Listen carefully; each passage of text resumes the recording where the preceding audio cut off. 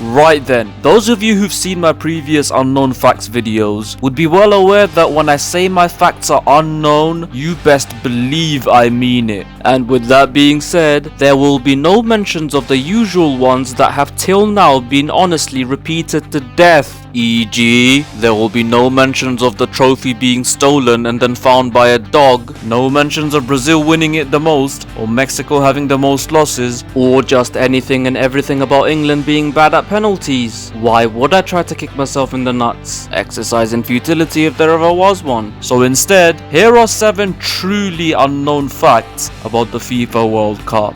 Let's roll on. Number 7, 3 groups and a pair. So in the 1950 World Cup, the only one without a final, might I add, the format was intended to consist of 4 groups of 4 teams. But as a result of a couple of sides withdrawing prior to the start of the tournament, the groups became extremely lopsided. Particularly, and once again I'm using the biggest air quotes when I say, Group 4. Because you see, following the decision of the French to surrender their participation, the only 2 teams left in the final group were Minnows Bolivia and eventual winners Uruguay. Positive side to this, there was 8 goals in that game alone, which is in fact only a single goal less than England managed to score in the group stages of 2002, 2006 and 2010 combined, when they had their golden generation.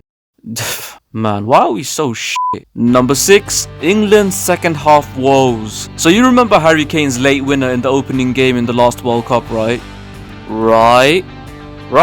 So you see, prior to that 91st minute header from the current England captain, England actually had not scored in the second half of an opening World Cup group game for 20 years, since June 1998. Their opponents that day, coincidentally, the same North African folks who were opposite them at Russia. Circle of life, I guess. Thank you, Tunisia. Number 5, Pele's World Cup woes. So while it's agreed that the single greatest tournament showing ever was Diego Maradona in 1986, the greatest player overall in the history of the tournament though is most probably the Brazilian great Pele. And why not? He won the damn thing 3 times. Something which is even more impressive when considering that he never actually got to play in a World Cup properly during his prime. Because though he did dominate the tournament in 1958 at 17 years old and later won it with arguably the greatest international football side ever in 1970, Pele's individual peak as a player was very much in between those tournaments. Because in the season prior to the 1962 World Cup, Pele scored a ridiculous 62 goals in 38 games, and probably a few more if you ask him personally, while playing for Santos. And despite actually beginning the tournament in Chile on fire with an assist and an amazing solo goal in the first game against Mexico, Pele was then injured in the subsequent match against Czechoslovakia and thus ruled out for the rest of the tournament. And then 4 years later, after scoring 64 goals in 46 games for Santos in the season that preceded England 66, Pele was finally ready to showcase his peak to the world.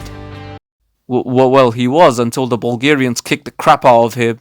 Poor lad. We'll only have to settle with the 3 World Cups. Hope he's coping well. Number 4, Samba Housery. Well, despite Pele's torrid experiences in England, don't for a second think that these guys are physical pushovers. As a matter of fact, Brazil are the only nation till now who've managed to hit double figures in the number of straight red cards in World Cup tournaments, with the Seleção amassing a total of 98 yellow cards and 11 red cards across all 22 renditions of the World Cup. Now, while they fall short of Argentina and Germany in terms of the number of overall bookings, when it comes to direct expulsions, they are clear with 10. But then again, they've also won the whole damn thing almost half as many times as they've been sent off too. So, every cloud, I guess. Number 3, the pride of Eastern Europe.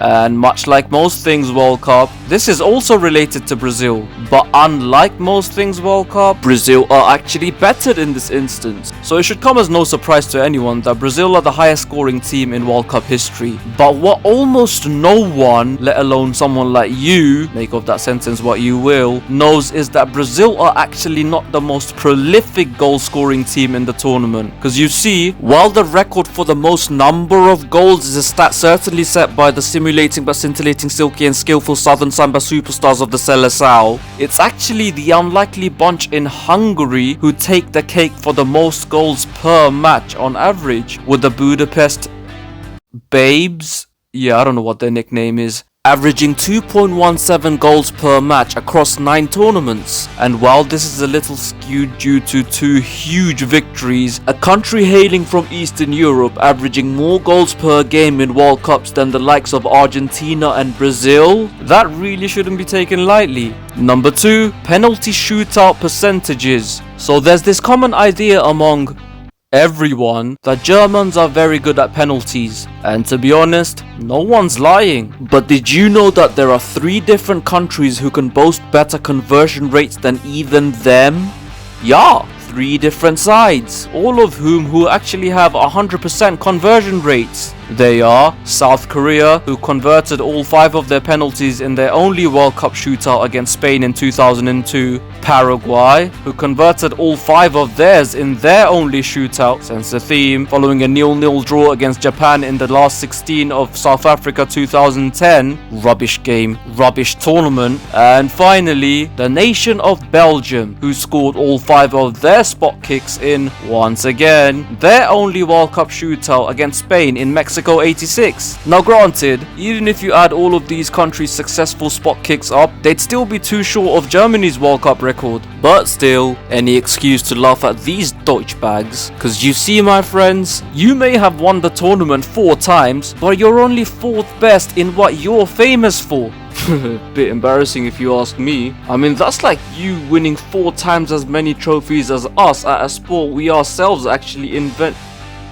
Oh, f off. Number 1, undefeated losers. Now we've seen teams exit from tournaments on penalty shootouts while technically remaining unbeaten, but believe it or not, there have actually been 4 instances where teams were knocked out of World Cups without losing a single game or a shootout. They are Brazil, who finished behind eventual winners Argentina in goal difference in the second round group stages in 1978. England, who drew all 3 of their games in the second round group stages after winning all 3 in the first in 1982.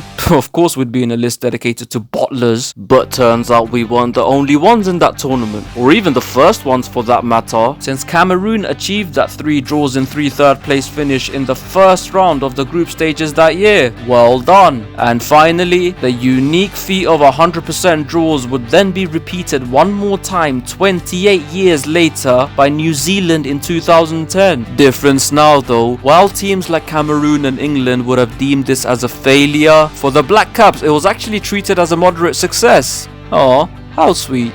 But yeah, stick to cricket.